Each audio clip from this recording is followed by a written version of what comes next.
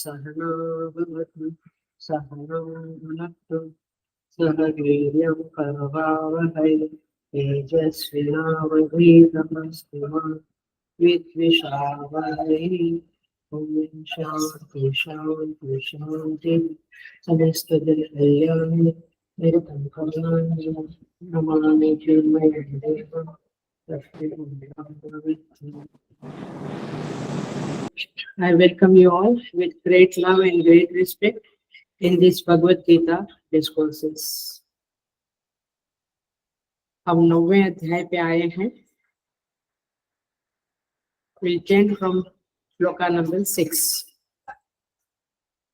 यथाकाशस्थितो नित्यं वायुः सर्वत्र महान् तथा सर्वाणि भूतानि स्थाने त्रिपधारय सर्वभूतानि कौन्तेय प्रकृतिं यान्ति मामिकां कल्पक्षये पुनस्तानि कल्पादौ विसृजाम्यहं प्रकृतिं स्वामवष्टभ्य विसृजामि पुनः पुनः भूतग्राममिमं कृष्णम् अवशं प्रकृतेर्वशात् न च मां तानि कर्माणि निबध्नन्ति धनञ्जय उदासीनवदासीनम् असक्तं तेषु कर्मसु मयाध्यक्षेण प्रकृतिः क्रियते सचराचरम् हेतुनामेन कौन्तेय जगद्विपरिवर्तते। इस 9वें अध्याय में भगवान श्री कृष्ण अपना परिचय देते हैं और परिचय देते देते भगवान कहते हैं मत्स्थानि सर्वभूतानि फिर न च मत्स्थानि भूतानि मया ततमिदं सर्वं न च अहं तेषु अवस्थितः पश्य मे योगमेश्वरम्। बहुत कॉन्ट्रडिक्टरी लगने वाले स्टेटमेंट्स भगवान के द्वारा दिए जाते हैं, लेकिन हमने पिछले 2 क्लासेस में उसके बारे में काफी कुछ समझा है. तो we will go with shloka number 9. उसके बाद 7 और 8 में भगवान कहते हैं जब सृष्टि का उदय होता है तो विसृजामि पुनः पुनः, मैं सृष्टि का सर्जन करता हूँ और जब कल्प का क्षय होता है तो भगवान कहते हैं सारे जीव सब कुछ इस सृष्टि का जड़ चेतन सचराचर सब कुछ प्रकृति में लीन हो जाता है महाप्रलय में और पुनः मैं सृष्टि के उदय में उसका सर्जन करता हूँ. इस तरह से कहते हुए अब 9th and 10th आज देखेंगे हम. 9 नंबर का श्लोक, चैप्टर 9 श्लोका नंबर 9. न च माम तानि कर्माणि. एज इफ अर्जुन पूछते हैं कि प्रभु आप ये सर्जन करते, ये संहार करते, आपको पाप पुण्य नहीं लगता है? भगवान कहते हैं न च माम तानि कर्माणि निबध्नन्ति धनंजय. हे धनंजय, मुझे उन कर्मों का फल नहीं मिलता. कर्म मुझे बांधते नहीं है. बांधना माने पाप पुण्य मिलना. अच्छे कर्म का फल पाप पुण्य मिलना, बुरे कर्म का फल पाप मिलना. तो पाप और पुण्य मेरे कर्मों के द्वारा उत्पन्न नहीं होते हैं, तो कर्म मुझे बांधते नहीं है. मुझे पाप पुण्य सुख दुख कुछ स्पर्श करता नहीं है. बोले क्यों? भगवान उदासीनवत. संधि देखना, 9 चैप्टर 9 नंबर का श्लोक. उदासीनवत आसीनम असक्तम तेषु कर्मसु. मैं उन कर्मों में असक्तम आसक्ति रहित और उदासीनवत उदासीन के सदृश स्थित हूँ. मुझे वे कर्म क्यों नहीं बांधते हैं? क्योंकि कर्म के समय मैं उदासीनवत हूँ और असक्त हूँ। असक्त माने डिटेच्ड हूँ। आई एम नो आसक्ति, नो अटैचमेंट फॉर दोस।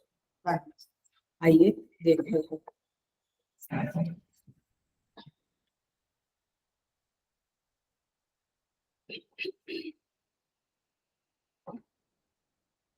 हे धनंजय, तानी कर्माणि माम न निबध्नन्ति। भगवान कहते हैं यह बात सही है कि सारे कर्म मुझे नहीं बांधते हैं, चाहे मैं महाप्रलय का कर्म क्यों न करूं, चाहे मैं संसार को सर्जन का कर्म क्यों न करूं।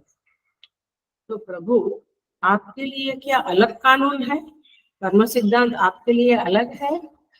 आपको क्यों कर्म नहीं बांधते हैं? देखिए, रामचरित मानस में भी आपको प्रसंग याद है, नारद जी का मोह प्रसंग।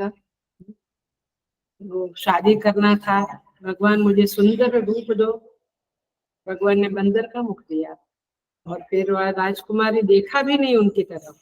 याद है ना ये कथा? फिर भगवान के ऊपर आके इतना क्रोध करते हैं नारद जी और कहते हैं, आक्षेप करते हैं, परम स्वतंत्र न सिर पर कोई। आप बड़े स्वतंत्र हो, आपके सिर पे कोई नहीं है, ये हमारे सिर पे आप है। आप परम स्वतंत्र न सिर पर कोई, भाव ही मान ही करहु तुम सोई। आपको मन में जो आया वो करते हैं, आपके सिर पे कोई है नहीं, ऐसा आक्षेप करते हैं। और कहते कर्म शुभा शुभ तुम ही न बाधा। तुम्हें तो शुभ कर्म हो अशुभ कर्म हो कुछ बंधन ही नहीं लगता है, ऐसे नारद जी। बाद में नारद जी श्राप देते हैं, ये बात अलग है। तो भगवान कहते हैं मेरे लिए कोई कानून नहीं है और मैं मनमानी भी नहीं करता हूँ, लेकिन मैं उदासीनवत, ये कंडीशन है, ये लक्षण है। भगवान कहते मैं उत आसीन, ऊपर जो बैठता है वो नीचे कुछ हो रहा है उसमें सहभागी नहीं होता है। ऐसे सृष्टि का सर्जन होता है और प्रलय होता है, मैं उसमें सहभागी नहीं हूँ, इसलिए उदासीनवत। उदासीन माने उत आसीन, ऊपर बैठा हुआ, साक्षी समझ लो आप, दृष्टा समझ लो। तो भगवान कहते हैं मैं केवल देखता हूँ, मैं कुछ करता नहीं हूँ। महाप्रलय में भी मैं निर्विकार रूप से स्थित रहता हूँ। What a wonderful quality. हम तो छोटी छोटी बात में, किसी ने मेरे सामने देखा नहीं तो भी नाराज, और देखा तो थोड़ा अलग तरह से देखा तो भी नाराज, माने disturb disturb disturb. It is no, मैंने भगवान की ये क्वालिटीज पढ़ेंगे तो लगेगा कि निर्विकार स्थिति कितनी महान होगी। तो प्रभु की ये निर्विकार स्थिति है। असक्तम तेषु कर्मसु, क्यों? क्योंकि भगवान आसक्त नहीं है। आसक्ति माने अटैचमेंट, असक्त माने डिटैचमेंट। समझ में आया? तो भगवान कहते हैं मैं असक्त हूँ, मुझे किसी चीज का के प्रति राग और द्वेष कुछ नहीं है। जैसे मैंने, देखिए अभी बाल विहार कैंप होने जा रहा है सैटरडे को, 120 125 जितने लोग, बच्चे भी हो गए हैं 90 जितने, और बाकी के लोग सेविकाएं वगैरह।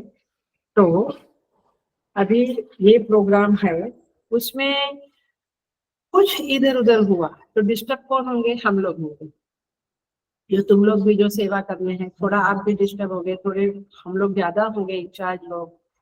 प्रीति सेक्रेटरी हमारी कोऑर्डिनेटर है बाल विहार कैंप की, तो हम लोग ज्यादा होंगे। लेकिन जो नए सेवक दो चार आने वाले हैं, जो पहली बार जस्ट टू सी कि how the camp is, if they feel like they will do the सेवा, कंटिन्यू द सेवा, उन लोगों को ज्यादा डिस्टर्ब होगा। उनको कोई खास फर्क नहीं पड़ेगा क्योंकि वो नए हैं, उनको मिशन से कोई लेना देना नहीं, बाल विहार कैंप से खाली हल्का सा सेवा करने आते हैं, देखने आते हैं।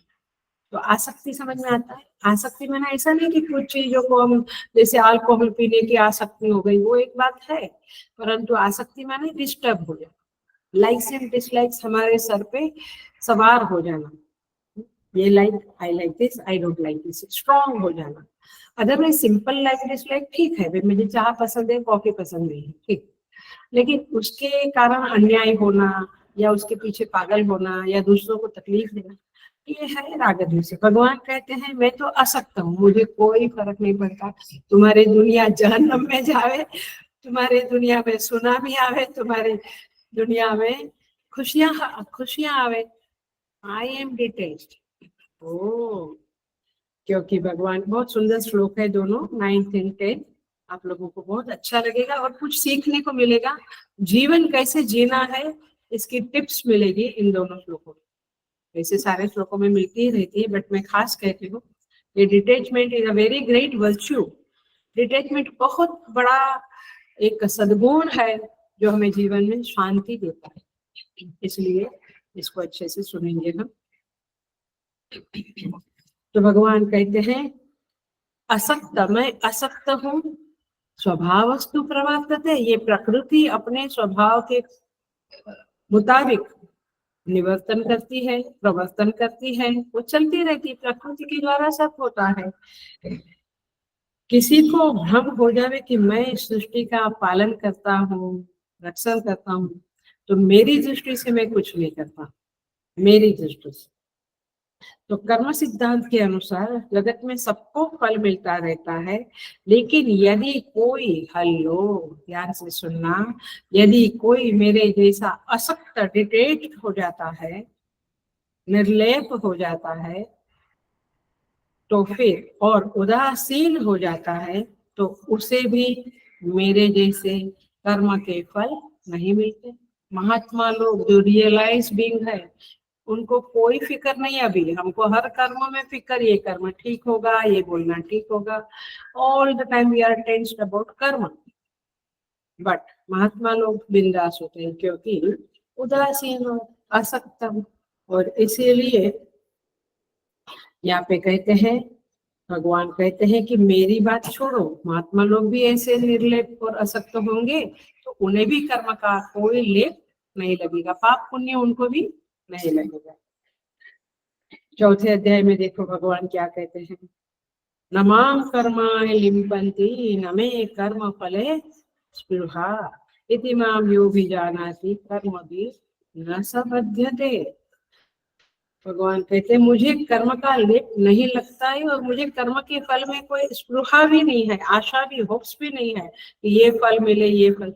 जिसको फल की आशा नहीं उसको क्या फर्क पड़ेगा, जो भी होगा। सो इति माम यो विजानाति, ऐसा यदि मुझे जैसा मैं हूँ ऐसा किसी ने मुझे जान लिया, जानने का मतलब क्या होता है, भगवान को जानने का मतलब, जो ब्रह्म को जानता है, ब्रह्मविद ब्रह्मैव भवति, वो ब्रह्म ही हो जाता है, तो उसने जान लिया तो वो भी परमात्मा जैसा बन गया। सो ये स्पेशल चीज है। नहीं तो मैंने कंप्यूटर को जाना तो मैं कंप्यूटर नहीं बन जाता हूँ, बट परमात्मा को जाना तो आप परमात्मा। सो भगवान कहते हैं इति माम यो भी जानाति कर्म भी न स बध्यते।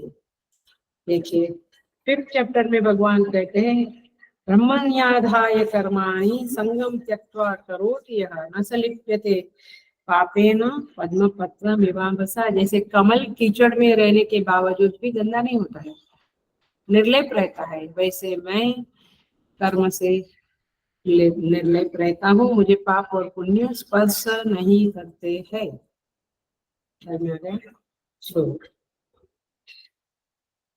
इस तरह से आप भी वैसे रह सकते हैं।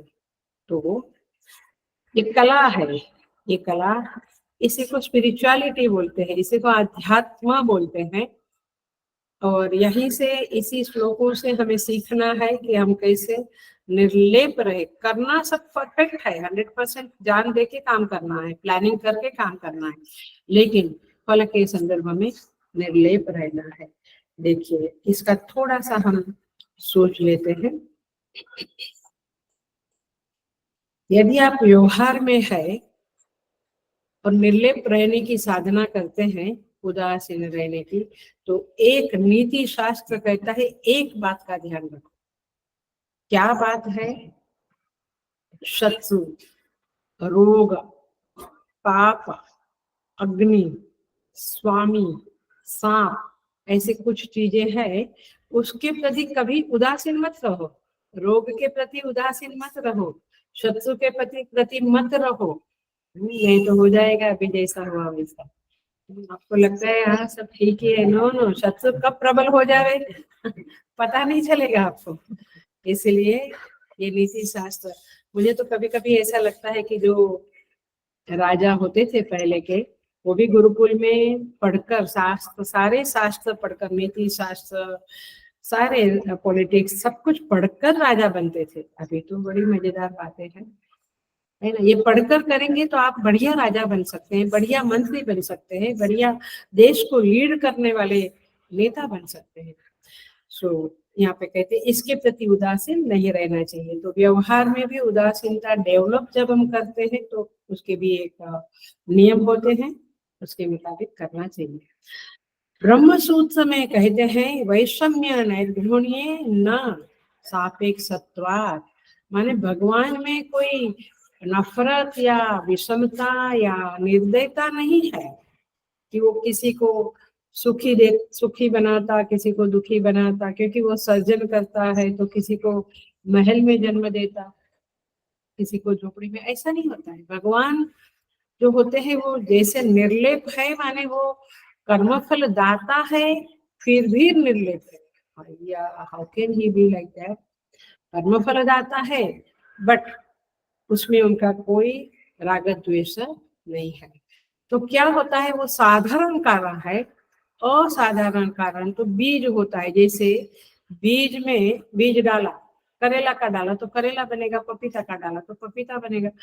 तो बादल तो सबके ऊपर, बारिश तो सबके ऊपर समान गिरती है, लेकिन फिर भी वो करेला बन जाता है, वो पपीता और वो आम बनता है। क्यों? क्योंकि बीज के मुताबिक होता है। तो परमात्मा का यहाँ पे कहना है वास्तव में मैं कर्म फलदाता हूँ, मैं सर्जन करता हूँ, मैं संहार करता हूँ, बट फिर भी मैं बादल के जैसा हूँ। जैसे बादल पानी डालते हैं, बट क्या बनना, क्या फल उत्पन्न होना, ये आपके ऊपर है, बीज के ऊपर है। वैसे आप सुखी बनो दुखी बनो, उसमें मेरा कोई रोल नहीं होता है। Are getting the point? तो इसीलिए यहाँ पे भगवान कहते हैं, तो फिर कैसे आप असक्त और उदासीन है? हेलो, इसका क्लासिक एग्जाम्पल है अग्नि। मैंने बहुत सारे एग्जाम्पल है, बट हम भगवान भाष्यकार ने अग्नि का एग्जाम्पल दिया है इस अध्याय में। भगवान भाष्यकार कहते हैं एक जंगल है, वहां पे अग्नि जल गई है, बहुत ठंड है, बहुत ठंड है। दो दोस्त है या दो चार दोस्त है, बहुत ठंड लग रही है, क्या करें? किसी ने देखा कि दूर अग्नि जल गई, तो वो दौड़ा दौड़ा वहां पे पहुंच गया।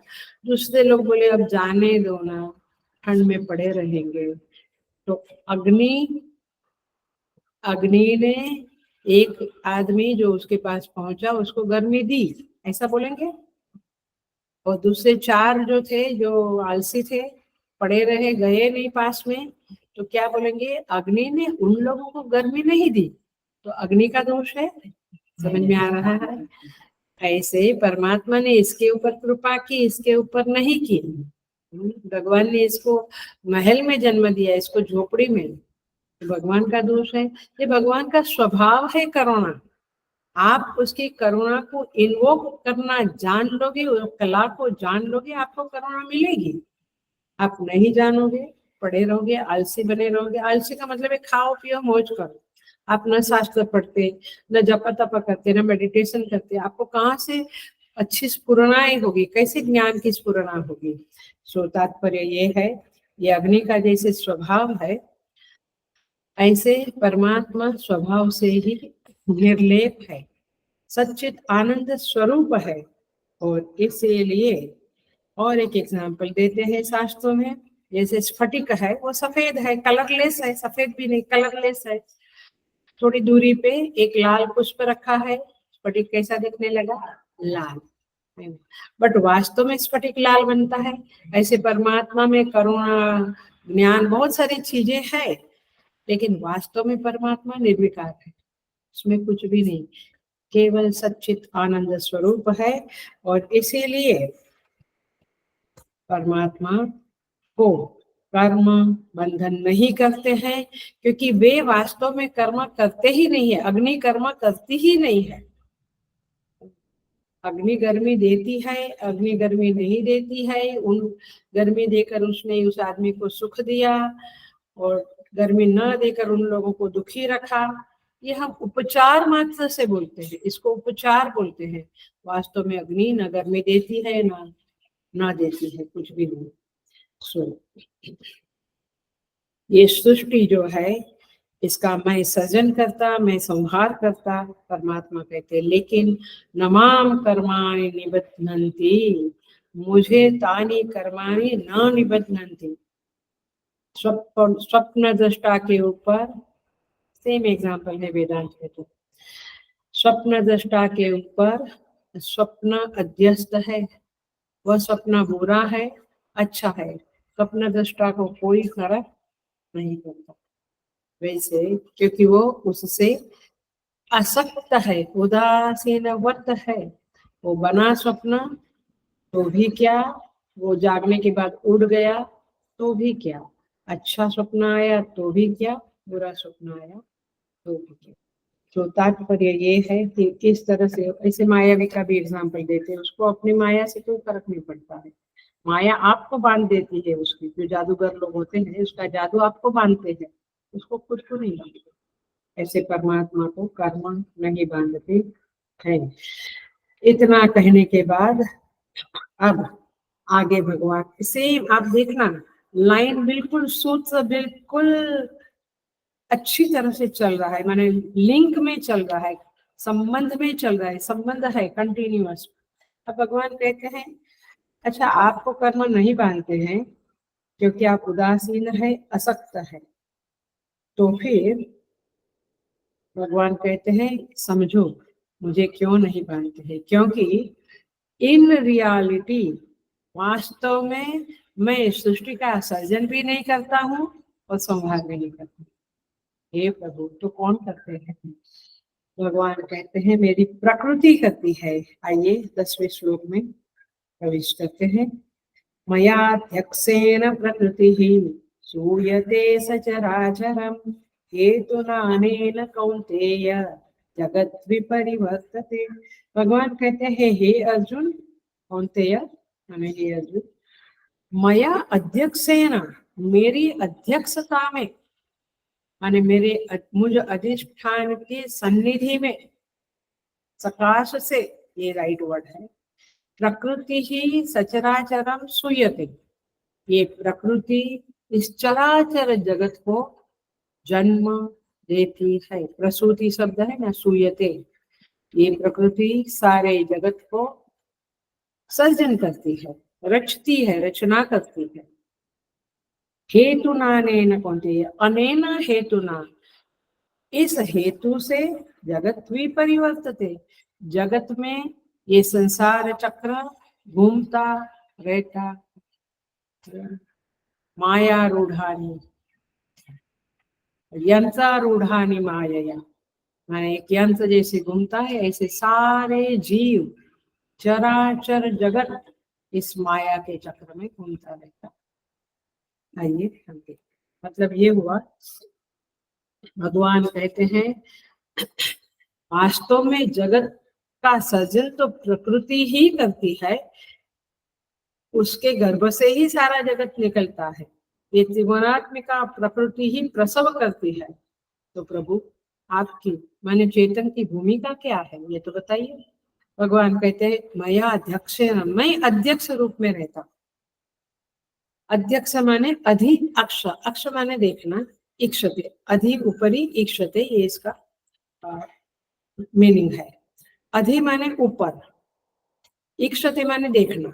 मैं तो केवल देखने वाला हूँ, दृष्टा के रूप में रहता हूँ। हमारे अंदर जो दृष्टा है ये सारा समष्टि और व्यष्टि कनेक्टेड ही है। वो दृष्टा है, वो देखता है, वो कुछ करता नहीं है ना। करने वाले हम हैं, हम दौड़ा दौड़ करते रहते हैं। तो मैं अध्यक्ष रूप में रहता हूँ, मैं अध्यक्ष हूँ। इसमें विशेष बात ये है, हेलो अटेंशन प्लीज, इसमें विशेष बात यह है कि मेरी अध्यक्षता के बगैर प्रकृति सचराचर जगत को सर्जन रचना नहीं कर सकती है। इन दैट सेंस मैं सर्जन करता हूं, ऐसा उपचार से बोला जाता है। पकड़ में आई बात? अनेन हेतुना, इसी हेतु से जगत विपरिवर्तते, जगत आवर्तन करता रहता है। माने क्या? जगत में जो परिवर्तन होते हैं वो तो होते ही है, परंतु सारी सृष्टि लीन होती है फिर उदित होती है, फिर लीन होती है फिर उदित होती है। ये जगत का जो आवर्तन है, ये चलना है उसका, माने लीन होना उदित होना, इसी को कहते हैं जगत विपरिवर्तते। जगत पुनः पुनः उदित और लीन होता रहता है। देखिए, अब हम जाएंगे थोड़े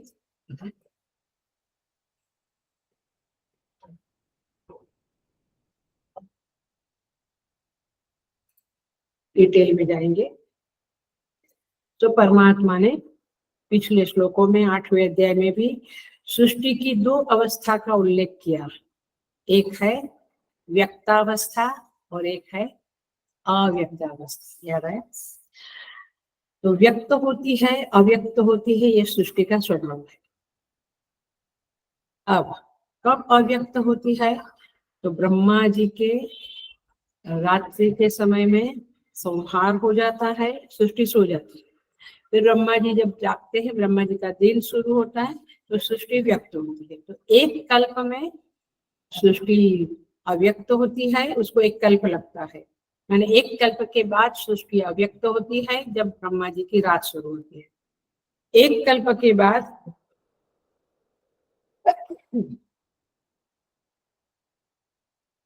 एक कल्प के बाद सृष्टि पुनः उदित होती है। माने ब्रह्मा जी जब जागते हैं तो सृष्टि उदित होती है, बट इसको एक कल्प लगता है। ब्रह्मा जी का एक दिन, हमारा एक कल्प। क्या है? कुछ 43 करोड़ 32 ईयर्स, ऐसा सब है, बहुत सारे उतने साल है।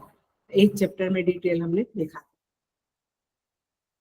माने 1000 चतुर्युग जब पूरा होता है तो एक कल्प होता है, और एक युग में कलयुग 4,32,000 ईयर्स का है। फिर उसका डबल, द्वापर, त्रेता, सबका कैलकुलेशन हमने किया था, देख लेना आपको। तो सृष्टि पूरे एक कल्प तक व्यक्त भाव में रहती है, एक कल्प तक अव्यक्त भाव में रहती है। जब अव्यक्त भाव में रहती है तो पिछले क्लास में बताया था, जीवों के कर्म अपरिपक्व अवस्था में होते हैं, वो धीरे धीरे परिपक्व होते हैं, मेच्योर होते हैं। जैसे बीज धीरे धीरे फल के रूप में परिणमित होता है, आपका एफडी मेच्योर होता है, समय लगता है। वैसे परिपक्व कर्मों के परिणाम स्वरूप प्रारब्ध की प्रेरणा से जो त्रिगुण अब तक साम्यावस्था में थे, माने प्रकृति सोई पड़ी थी, सब कुछ सोया पड़ा था, वो त्रिगुण भी सोए पड़े थे, वो साम्यावस्था में थे। साम्यावस्था माने सत्व रज तम, तीनों गुण इक्वल प्रपोर्शन में थे, इसे साम्यावस्था, समान अवस्था कहते हैं। उनमें विक्षोभ उत्पन्न होता है, दे गेट डिस्टर्ब, क्योंकि जीवों का कर्मों का परिपाक होना शुरू हो गया है, तो उनकी साम्यावस्था बिगड़ जाती है। जब प्रकृति इस तरह से विषम भाव में प्रवेश करती है तो फिर वह परिणमित होना शुरू होता है, माने अब वो व्यक्त होने के लिए तत्पर हो जाती है। तो इन्हीं तीनों गुणों में विक्षोभ का पहला परिणाम है। अब प्रकृति में परिणाम शुरू हुआ तो एकदम जीव जाग के सृष्टि में नहीं आए, कैसे होते हैं देखो। बाद में चाहिए तो चार्ट राजेश्वरी भेज देगी आप लोगों को, मैं हल्का सा बोल देती हूँ एकदम, क्योंकि ये हमने पुनः पहले भी किया हुआ है। तो तीनों गुणों में जब विक्षेप आया तो सबसे पहला प्रागट्य हुआ, इसको अंकुर कहते हैं हम, बीज में अंकुर फूटता है, वह पहला प्रागट्य हुआ महत तत्व का। अव्यक्त प्रकृति है, उससे पहला परिणाम अव्यक्त प्रकृति ने हल्लो हल्लो हल्लो, बिल्कुल अटेंशन से सुनो ये वाक्य। अव्यक्त प्रकृति ने महत तत्व को बनाया ऐसा नहीं है, अव्यक्त प्रकृति महत तत्व को बनाया नहीं, बट अव्यक्त प्रकृति की जो त्रिगुण की साम्यावस्था है, प्रकृति माने त्रिगुण की अवस्था, वो साम्यावस्था बिगड़ी माने उसमें परिणाम हुआ तो महत तत्व का प्रागट्य हुआ। मैं जन्म हुआ भी नहीं बोलती हूँ, प्रागट्य हुआ। जैसे दूध में परिणाम हुआ तो दही का प्रागट्य हुआ, सिंपली बोल सकते हैं। तो बीज में परिणाम हुआ तो अंकुर का प्रागट्य हुआ। तो ये महत तत्व माने ही आपके भगवान, आपके ब्रह्मा विष्णु महेश कहो, आपका हिरण्यगर्भ विराट पुरुष कहो, ईश्वर कहो, ये महत तत्व का प्रागट्य हुआ। तो पहला परिणाम महत तत्व। ये त्रिगुण का परिणाम होने से महत तत्व में भी सत्व रज तम तीनों गुण है। ईश्वर भी तीनों गुणों को लेके है। फर्क हम में और ईश्वर में यह है कि तीनों गुण ईश्वर के वश में है और हम तीनों गुणों के वश में है। पकड़ में आया हिंदी? हम तीनों गुणों के वश में है और तीनों गुण परमात्मा के वश में है। मैंने परमात्मा तीनों गुणों के वश में नहीं है, परमात्मा ने तीनों गुण अपने वश में रखा है और जीव तीनों गुणों के वश में है। समझ में आया?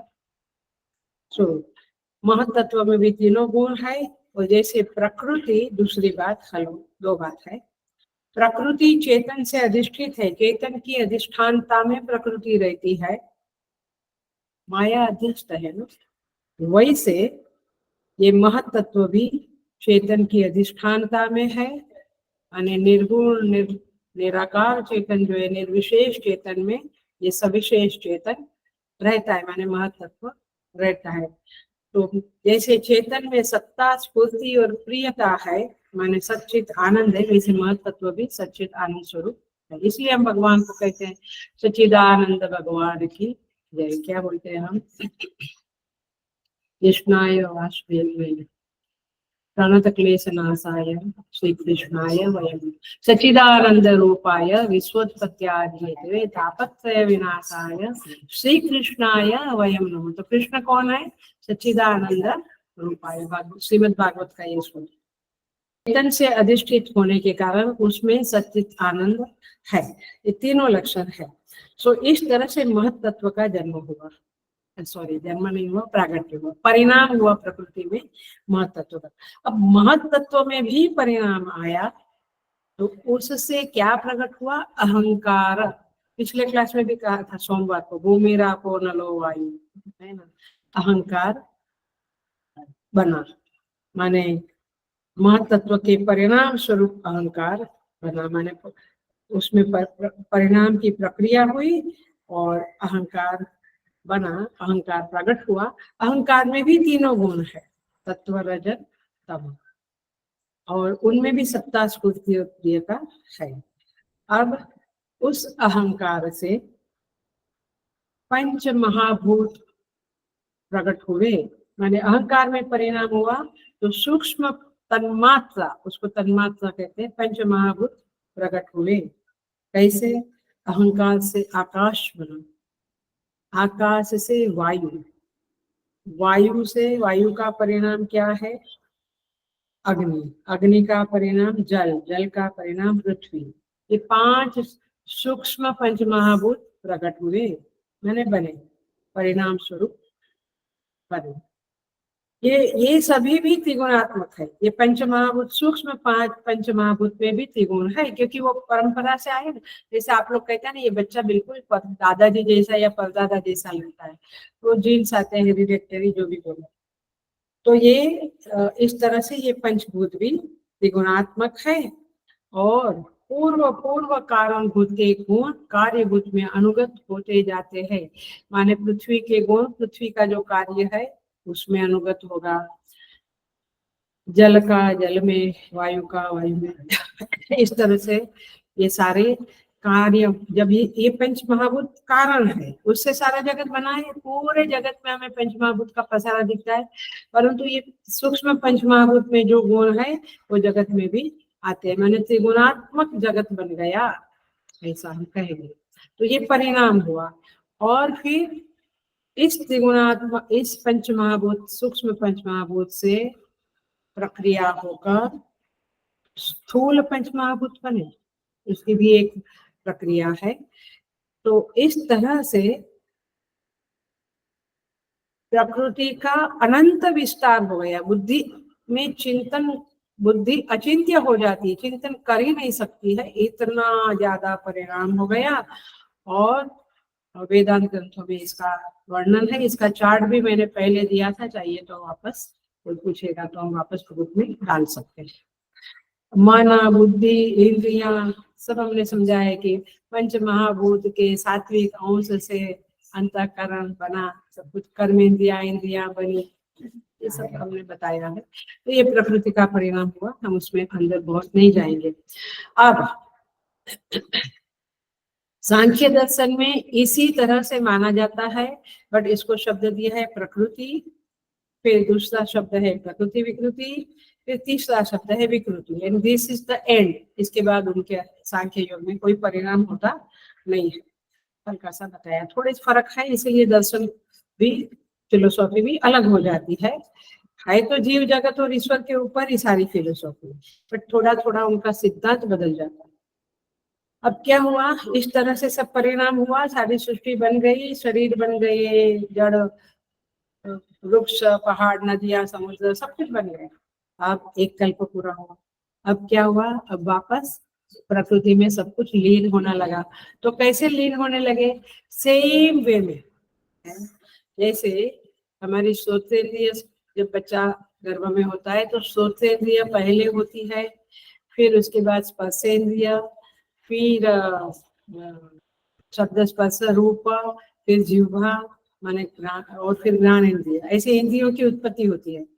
जाते समय जब मृत्यु होती है तो सबसे पहले कर्नेंद्रिय, माने हम कहते हैं ना कान बंद हो गए, तो विलोम परिणाम बोलते हैं। तो कल्प का क्षय होता है तब विलोम परिणाम होते हैं। उसमें पहले स्थूल शरीर आदि अपने कारणभूत स्थूल महाभूतों में लीन होते हैं, फिर स्थूल महाभूत सूक्ष्म पंच महाभूत में लीन होता है, और फिर वो स्थूल महाभूत कारणभूत सूक्ष्म महाभूतों में लीन होकर अपने अपने कारणभूतों में सब कुछ लीन होता है। इंद्रिया, मन, प्राण सब कुछ अपने कारण में लीन हो जाते हैं। माने पहले कारण से कार्य बनता है, फिर कार्य वापस कारण में लीन होता है। जैसे आप समझ लो कि मिट्टी से घट बना, मिट्टी कारण घट कार्य, अब घट फूटा तो पहले घट कार्य खत्म हुआ और फिर वो मिट्टी में लीन हो गया। ऐसे ये इंद्रिया वगैरह लीन होते हैं।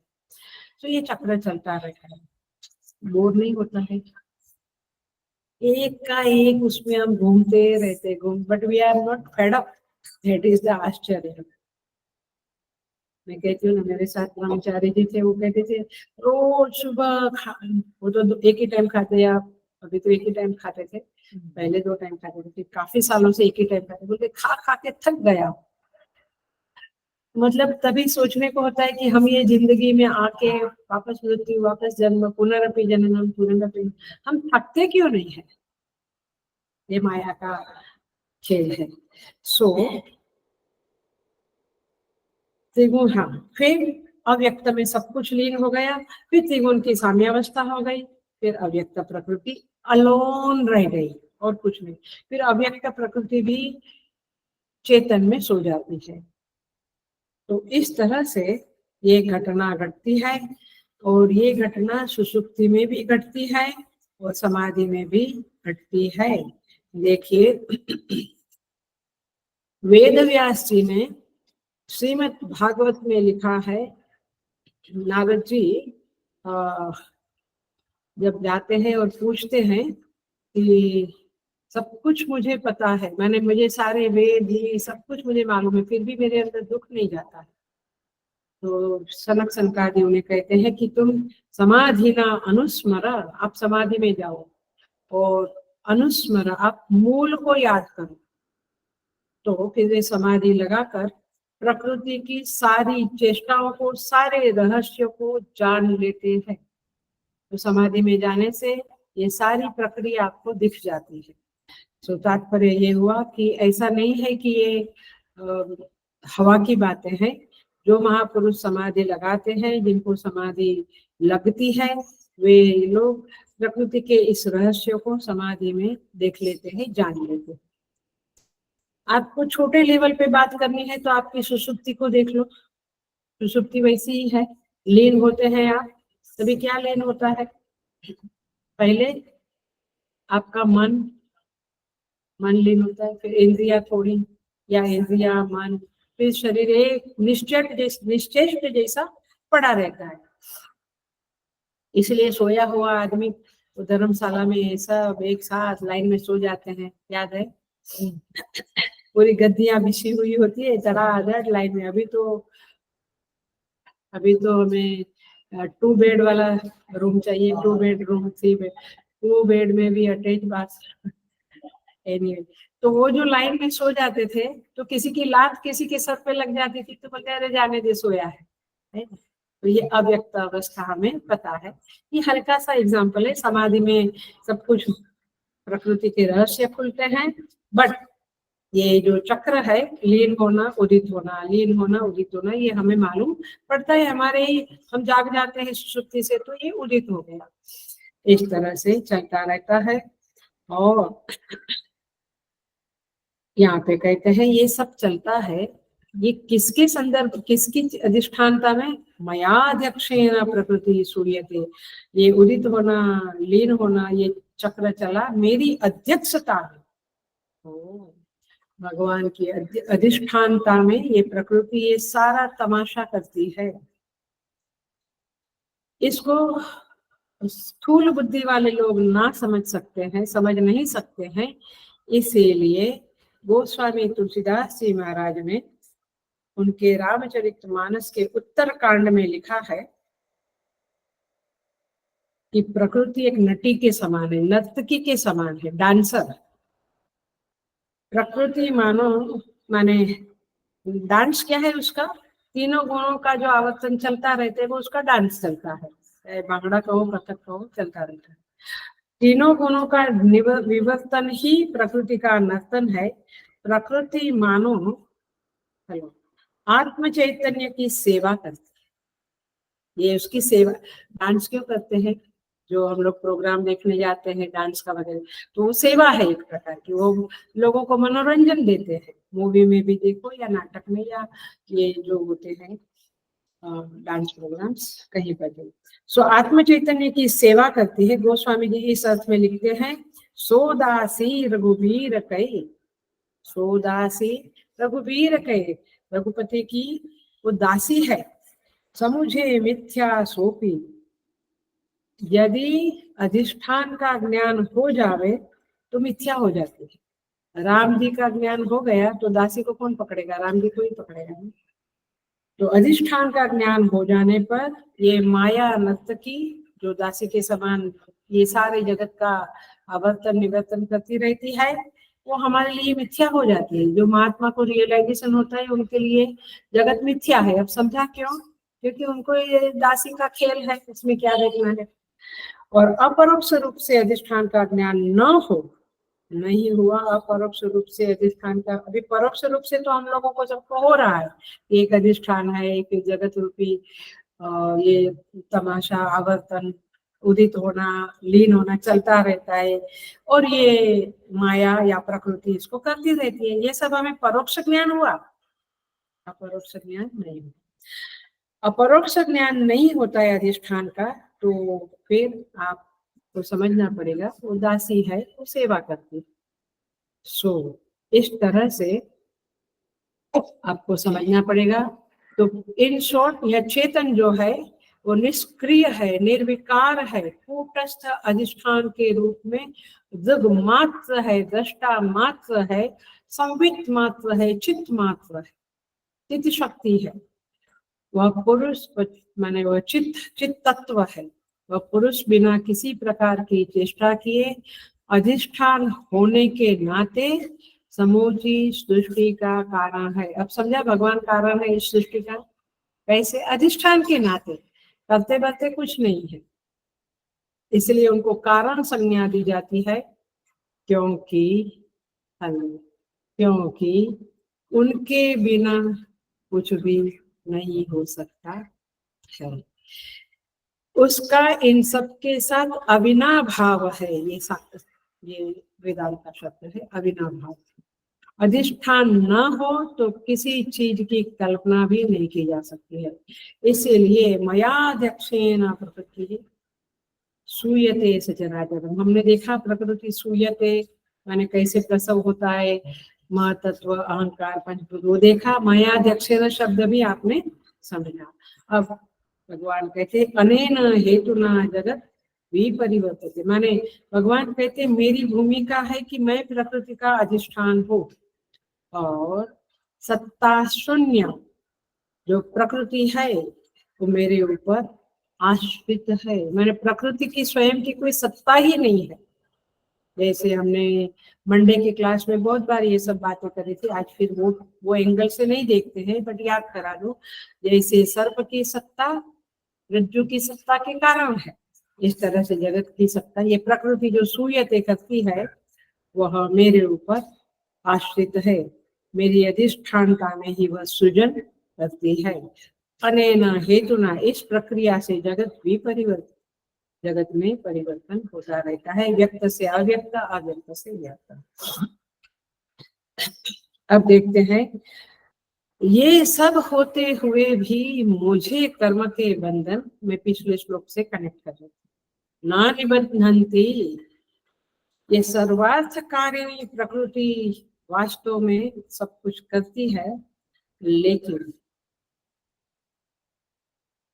मेरे ऊपर आरोप है क्योंकि मेरी अधिष्ठानता में करती है, और इसलिए मुझे वास्तव में कुछ कर्म का फल नहीं मिलता है। ये जो मेरा सत्य है वो ज्ञानी का भी सत्य है, आपका भी सत्य है। आप यदि साधना करके ज्ञान प्राप्त करोगे तो आप भी यही समझोगे, क्या गुणा गुणेषु वर्तन्ते इति मत्वा न सज्जते, थर्ड चैप्टर। तत्त्ववित्तु महाबाहो गुण कर्म विभागयोः गुणा गुणेषु वर्तन्ते इति मत्वा न सज्जते। जो तत्वविद है, ब्रह्मविद है, जिसने ब्रह्म को जान लिया है, वे गुण और कर्म के विभाग को जान लेते हैं। वे समझते हैं कि गुण अपने गुणों में कार्य करते हैं, उनको दिखाई देता है कि आत्म चैतन्य की कोई भूमिका नहीं, माने मेरी कोई भूमिका नहीं, मैं कुछ नहीं करता। और इसीलिए कहते हैं प्रकृते क्रियमाणानि, सेम थर्ड चैप्टर 27 नंबर का श्लोक, सब कुछ हो रहा है, ये सुनने का कार्य कौन करता है? कान। तो सुनते लिए किससे बनी? पंचमहाभूत के सूक्ष्म अंश से बनी, सात्विक अंश से। तो पंचमहाभूत माने प्रकृति का कार्य कौन? और जो बोलने वाला है वाणी, तो वाणी भी अग्नि का कार्य है, तो वो भी पंचमहाभूत। माने अब पंचमहाभूत बोल रहा है, पंचमहाभूत का सात्विक अंश बोल रहा है, पंचमहाभूत का सात्विक अंश सुन रहा है, तो मेरा क्या लेना देना? लेकिन मैं इंद्रियों को, शरीर को, सूक्ष्म शरीर, कारण शरीर, सबको मेरे ऊपर आरोप करके मैं करता हूँ। इसलिए भगवान कहते हैं अहंकार विमूढ़ आत्मा करता हमिति मन्यते। ये विमूढ़ आत्मा जो है, जो अहंकार करता है, वो अपने को डूअर मानता है, फिर फल भी भोगता है। मैं तो अपने को डूअर मानता ही नहीं, मैं क्लियरली जान गया हूँ कि प्रकृति अपना कार्य करती है, मेरा कोई लेना देना नहीं है। प्रकृति की द्वारा की गई चेष्टाओं में आत्म चैतन्य की कोई भूमिका नहीं है। ऐसे महात्मा भी कहता है मेरी कोई भूमिका नहीं है, किंतु अज्ञानी सामान्य जन इन क्रियाओं में ममता को जोड़ लेता है। अहंकार विमूढ़ात्मा करता है।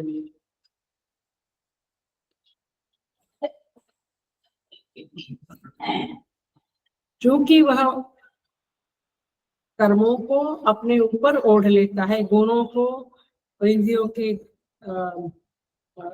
के कर्म को अपने ऊपर ओढ़ लेता है, उससे तादात्म्य भाव में रहता है, इसीलिए वो अपने को कर्ता मानता है और उसे भ्रम होता है कि मैं सुनता हूँ, मैं बोलता हूँ। वाणी बोलती है, कान सोचते भी है, सुनती है, तेरा कोई लेना देना नहीं। बट भगवान ये जानते हैं, ज्ञानी लोग ये जानते हैं, इसीलिए भगवान ने वहां पे शब्द लिखा था 9 नंबर के श्लोक में, उदासीनवत् असक्त, मैं बिल्कुल डिटेच हूँ, निर्लेप हूँ, जल कमलवत।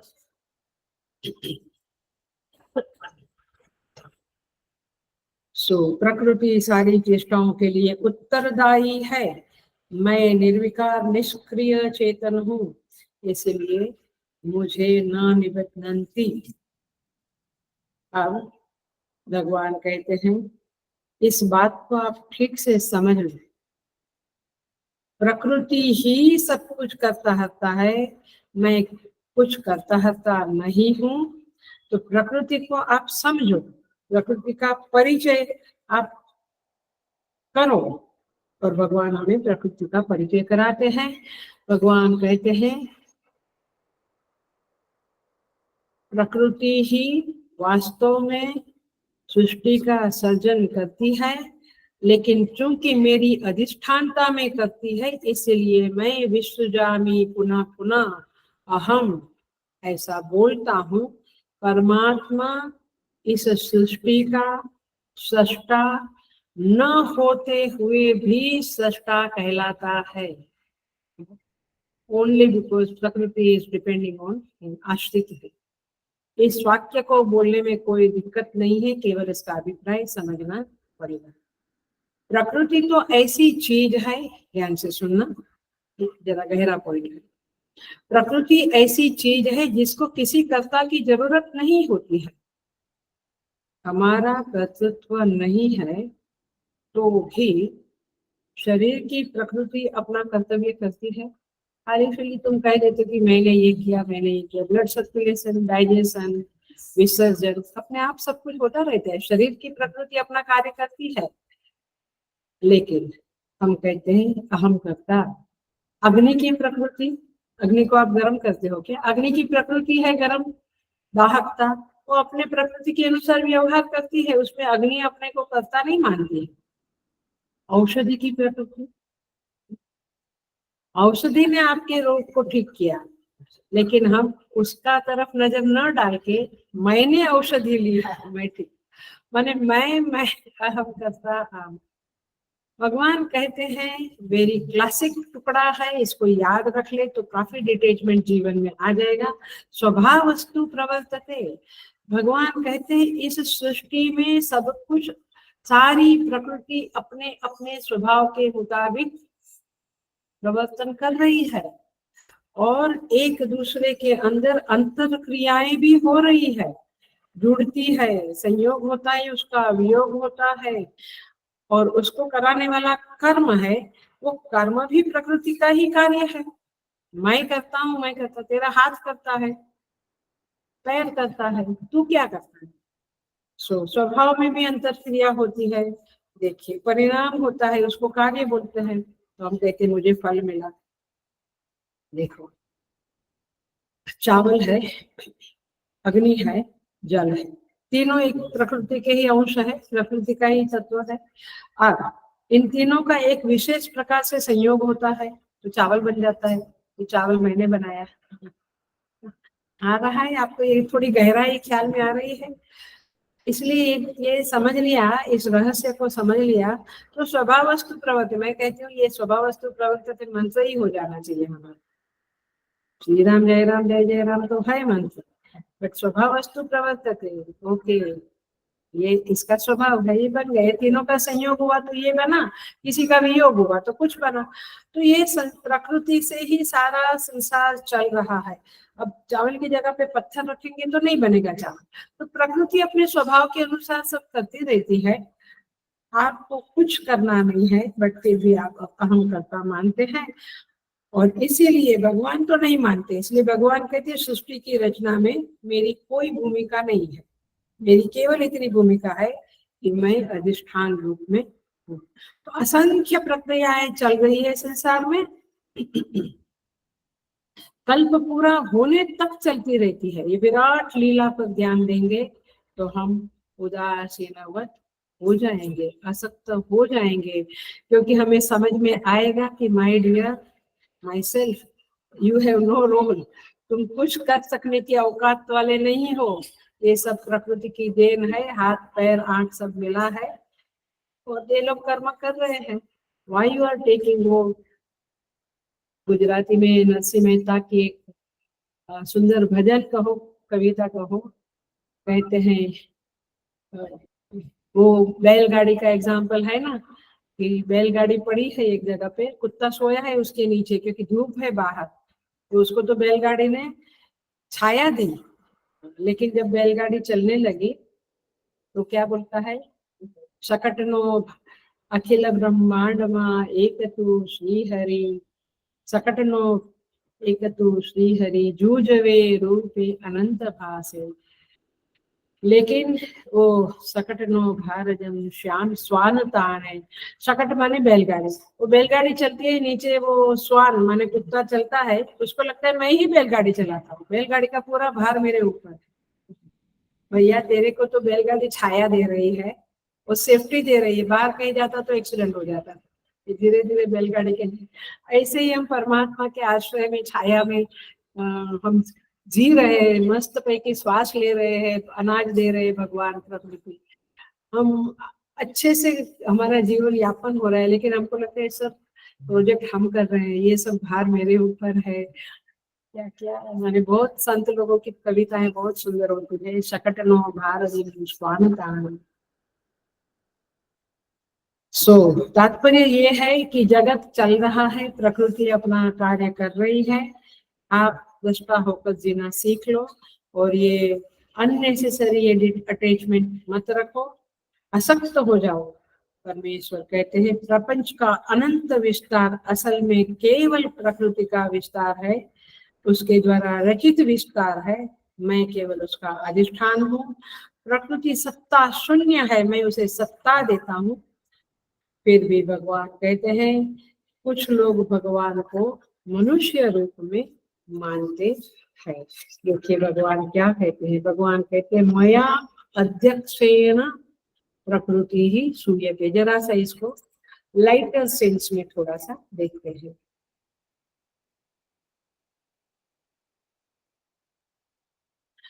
श्री रामचरित मानस में ओपनिंग में ही मंगल जो मंगलाचरण होता है वहाँ पे श्लोक है, क्लासिक श्लोक है, बहुत प्यारा श्लोक है, लेकिन समझने वाले ही जो वेदांत समझते हैं ना वे सब कुछ समझ जाएंगे। आप वेदांत के बिना रामचरितमानस पढ़ो, वेदांत के बिना भागवत पढ़ो, आपकी दिमाग चकरा जाएगा, आपको कुछ नेगेटिव थॉट्स आएंगे। इसलिए वेदांत इज द बेस, फाउंडेशन। वहां पे कहते हैं गोस्वामी तुलसीदास जी महाराज, उद्भव स्थिति संहार कारिणीम क्लेश हारिणी सर्वश्रेयस्करीं सीता न तो हम राम वल्लभा। समझ में आया कुछ? सर्वश्रेयस्करीं सीता, ये सबका श्रेय करने वाली सीता माता है, न तो हम राम वल्लभा, और वो कौन है? राम की वल्लभा है, प्रिया है, उस राम को मैं नमस्कार करता हूँ। न तो हम, न तह अहम, मैं उनको नमस्कार करता हूँ। किसको? राम को। बट राम कौन है? सर्व श्रेयस्करीं सीता, सबका श्रेय करने वाली सीता जो राम की प्रिया है, उस राम को मैं नमस्कार करता हूँ। बट पहली लाइन क्या कहती है? वो सीता कौन है? उद्भव स्थिति संहार कारिणी क्लेश हारिणी, माने जगत में जो उत्पत्ति हुई स्थिति है, बिना नाश होता है, माने फिर से संहार होके प्रकृति में सब जाते हैं, ये उद्भव स्थिति संहार कारिणी, ये करने वाली कौन है? सीता। सीता माने कौन? अव्यक्त प्रकृति। समझ में आया? प्रकृति ये एकदम से दिमाग में या बुद्धि में उतरेगा नहीं, इसलिए इस तरह से समझाया जाता है। तो आपको वेदांत एंड ये गीता जी, ये ब्रह्मसूत्र और ये सारे ग्रंथ जो है महाभारत रामायण, इसको समझना है तो वेदांत को समझना पड़ेगा। उद्भव स्थिति संहार कारिणी क्लेश हारिणी, अब उस सीता को आप भजो तो फिर क्लेश हारिणी माने, क्लेश हारिणी माने क्लेश का नाश करने वाले। तो सीता जी वह है। आप धीरे धीरे जब उसका पूजन अर्चन करोगे, जप करोगे, फिर आपको वेदांत का, प्रकृति का ये रहस्य खुलेगा। आत्मबोध नाम का जो प्रकरण ग्रंथ है, वहां पे कहते हैं, भगवान शंकराचार्य जी का ये ग्रंथ है, वे कहते हैं हम लोगों को तत्वबोध, आत्मबोध सबसे पहले पढ़ाया जाता है वेदांत कोर्स में, सांदीपनी में। चिन्मय मिशन की सांदीपनी फेमस है। सिद्धबाड़ी में हिंदी में कोर्स होता है, बम्बई में पवई में इंग्लिश में कोर्स होता है, बेंगलोर में कन्नड़ा में कोर्स होता है, तमिल, तेलुगु, माने वहाँ पे उस भाषाओं में कोर्स होते रहते हैं। ये हमारी सांदीपनीज है चिन्मय मिशन की, जस्ट फॉर न्यू पीपल के लिए, और वहाँ पे ये ग्रंथ पढ़ाए जाते हैं। तो आत्मबोध में कहते हैं आत्म चैतन्यमाश्रित्य देहेन्द्रिय मनोधियः स्वक्रियार्थेषु वर्तन्ते सूर्यालोकम यथा जनाः। कहते हैं ये मयाध्यक्षेण का ही वेदांत बोध में क्लैरिफिकेशन दिया है। जैसे सूर्य है वो अपना प्रकाश देता है, और उसी प्रकाश में सारे लोग अपना व्यापार शुरू करते हैं। हम लोग है ना, जैसे उजाला हुआ हम उठते हैं और सारा काम शुरू कर देते हैं। इसको कहते हैं भासकत्व मात्रेण व्यापारेण विश्वजामी। मया अध्यक्षेण जो कहा है और विश्वजामी पुनः पुनः कहा है, तो क्या है, सूर्य के प्रकाश में सब कार्य होता है। तो क्या कहेंगे, सूर्य सब कार्य का करता है, देखने वाला है। वास्तव में वो कुछ नहीं है, देखने वाला भी नहीं, उसका प्रकाश है, ये उसका स्वभाव है, ये प्रकृति है। सूर्य भी एक प्रकृति का अंश है। तो सूर्य एक प्रकृति है, उसका स्वभाव क्या है, प्रकाश देना। उसके प्रकाश में सब होता है। चोर चोरी करता है, साधु भजन करता है, तो किसको दोष देंगे, सूर्य को? तुमने प्रकाश किया तो देखो, नहीं, ये अपना, अच्छा सूर्य तुम्हारा प्रकाश नहीं है इसलिए ब्रह्म मुहूर्त में साधु भजन करने बैठा, चोर चोरी करने, सूर्य का कोई लेना देना। ऐसे परमात्मा का ये संसार बनने बिगड़ने में कोई लेना देना नहीं है। देखिए इसके संदर्भ में थोड़ा लाइटर मोड में आते हैं। काफी समय से हम ये मया ततमिदम बड़ा कठिन कठिन था, थोड़े लाइटर मोड में आते हैं। देखिए अध्यात्म रामायण में, रामायण बहुत बहुत रखा, जैसे गीता जी की कमेंट्री बहुत है, more than 1000, ऐसे रामचरितमानस मैंने बहुत सारे 50-100 जितनी कमेंट्री है उनकी। अध्यात्म रामायण में राम हृदय प्रसंग है, दरबार भरा हुआ है, भगवान राम जी का पंचायतन बैठे हुए हैं, राम लक्ष्मण सीता हनुमान जी, और माने चारों भाई और सीता जी, ये पंचायतन बैठा हुआ है। हनुमान जी सेवा में है। सेवा का एक नियम होता है, ये व्यवहार की बात है, ध्यान रखें। सेवा का नियम होता है जब तक स्वामी अपने आप कुछ ना कहे तब तक सेवक को बकबक नहीं करना चाहिए। आके कुछ भी, जैसे मीटिंग होती है तो हम पॉइंट कुछ निकाले उसके पहले ही, एक सामान्य नियम है। तो भगवान राम कुछ ना पूछे तब तक कोई कुछ नहीं बोलेगा। तो भगवान राम, और उसको दुष्टता कहते हैं, यदि ऐसा बोलते हैं तो कोई कहते हैं कि इसको दुष्टता कहेंगे, तो दुष्टता नहीं करनी चाहिए। तो भगवान राम देखते हैं हनुमान जी के चेहरे पे कुछ प्रश्न दिखता है, तो भगवान कहते पूछो, क्या पूछना है? और फिर भगवान कहते तुम जानकी जी से पूछो। तो हनुमान जी जानकी जी से पूछते हैं कि राम कौन है। ये हृदय प्रसंग, राम हृदय का प्रसंग चलता है अध्यात्म रामायण में। तो सीता माता जवाब देती है। फिर राम जी के संदर्भ में बातें होते होते सीता जी कहती है, देखिए सीता जी एक बात बताती है, ये सब बातें, ये राम तो बेसिकली निष्क्रिय, निर्विकार, निर्विशेष परम परम परम आनंद स्वरूप है और चेतन स्वरूप है। ये बाकी की ये जो बातें हैं कि राम करुणामय है, शांत है, ये सब बातें आरोपित है। अब सीता माता एक प्रसंग कहती है, जब हमारी शादी होने वाली थी, राम जी धनुष बाण तोड़ने के लिए खड़े हुए। जब विश्वामित्र जी ने कहा उठो राम बन जाऊ भव चापा, मेटहु तात जनक परितापा, रामायण में आता है, रामचरितमानस में आता है। विश्वामित्र कहते उठो राम, उठो, क्योंकि सारे राजा प्रयत्न कर चुके, धनुष टूटा नहीं। और जनक राजा को बड़ा परिताप हुआ, संताप हुआ कि मेरी लड़की बिना शादी के रह जाएगी। तो विश्वामित्र कहते हैं उठो राम भंजऊ भव चापा, ये धनुष बाण को तोड़ो। मेटहु तात जनक भव तापा, जनक के ताप को, परिताप को खत्म करो। तब राम जी उठते हैं। अब उठकर आते हैं, तब तक सीता जी के अंदर बहुत डिस्टर्बेंस होता है, मैंने बहुत वो विचलित होती है, क्या होगा क्या नहीं होगा। वैसे तो वो राम जी से प्यार करती है, क्योंकि उन लोगों ने अशोक वाटिका में ही नजरें मिलाई थी ऐसा आता है रामचरितमानस में। तो सीता जी शंकर जी को, दुर्गा माता को, सभी देव देवताओं को प्रार्थना करने लगती है कि ये धनुष इनके हाथ से टूटे। प्रार्थना निष्फल होती है। तब सुनना, ध्यान से सुनना, वेरी इंटरेस्टिंग प्रसंग है। ये चीजें भी पढ़नी चाहिए, वेदांत भी पढ़ना चाहिए। अब ये बुढ़ापे में क्या क्या पढ़े, इसलिए हमारे देश में ये गुरुकुल की प्रथा थी, जब सब कुछ पढ़ाया जाता था। और मैंने कुछ उड़ते उड़ते सुना है कि अभी ये बिल पास होने वाला है, जो संविधान में था लेकिन निकाल दिया गया था, कि हिंदू स्कूलों में, माने हिंदू बच्चे जिस शालाओं में पढ़ते हैं वहां पे हिंदू धर्म पढ़ाया नहीं जाएगा। पढ़ाया जाएगा ये संविधान में था, बट बीच में XYZ की अध्यक्षता में ये बिल, ये संविधान हटा दिया गया और हिंदू लोगों को उनके हिंदू धर्म का ज्ञान स्कूलों में नहीं दिया जाएगा।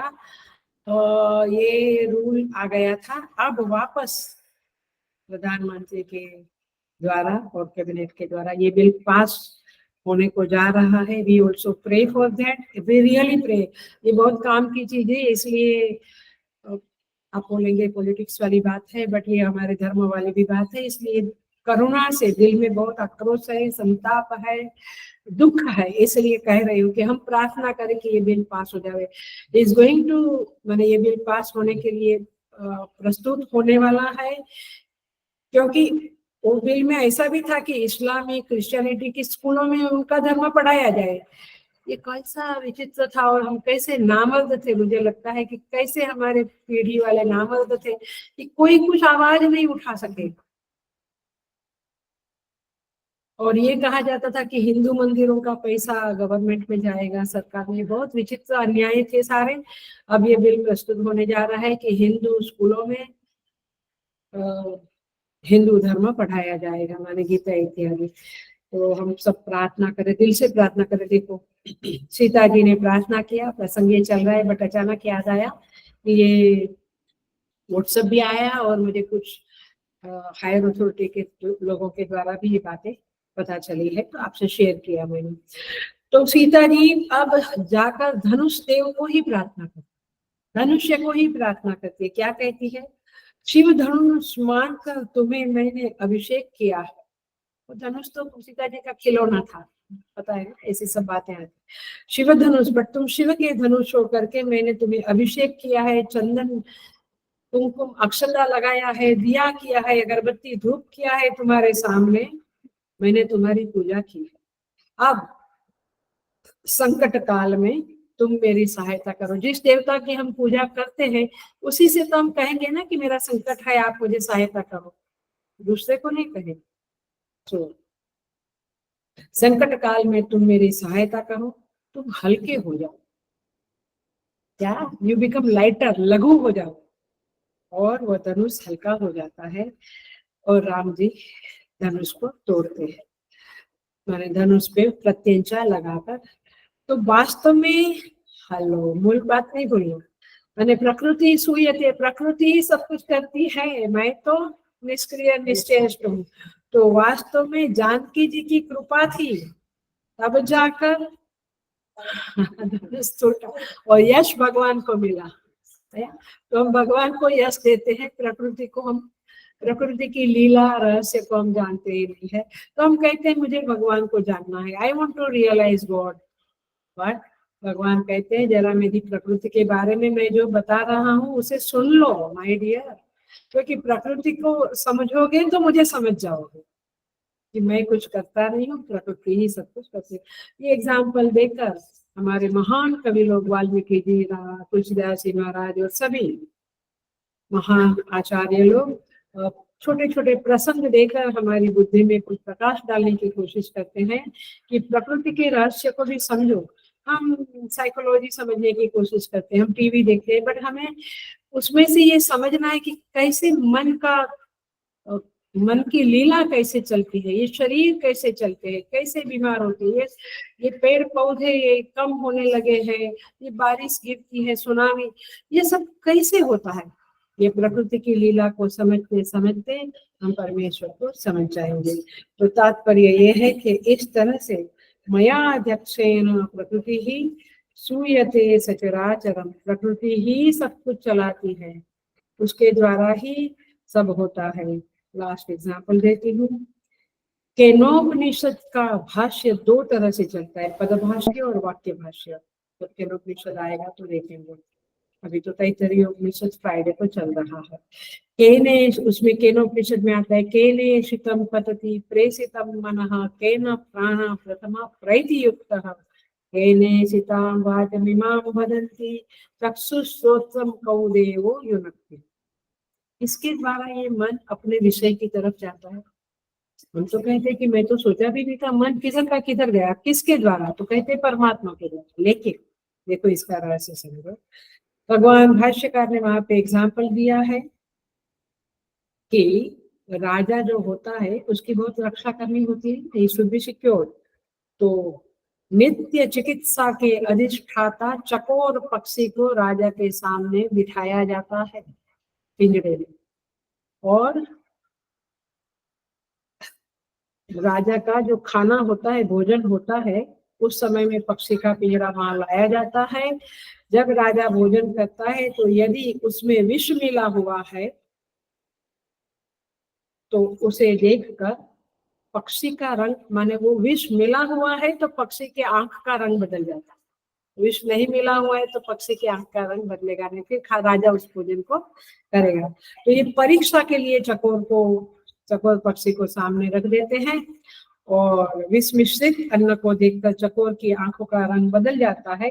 इस तरह से चकोर पक्षी की मात्र सन्निधि मात्र से राजा की भोजन में प्रवृत्ति होती है, वैसे चेतन मात्र की सन्निधि से प्रकृति में प्रवर्तन होता है। समझ में आ रही है? काफी एग्जाम्पल दिए मैंने आचार्य ने हमको दिए।